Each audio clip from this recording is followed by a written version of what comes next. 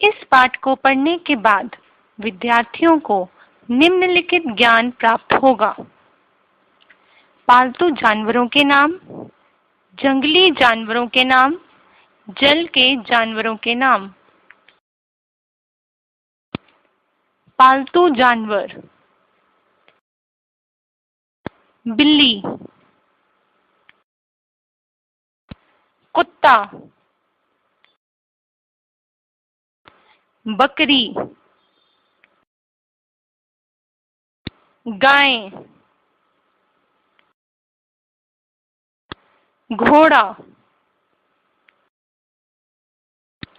जंगली जानवर: खरगोश, हिरन, भालू,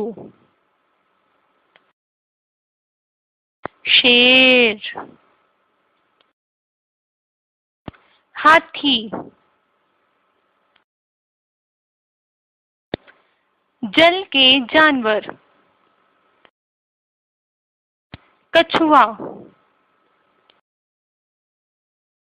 मेंढक,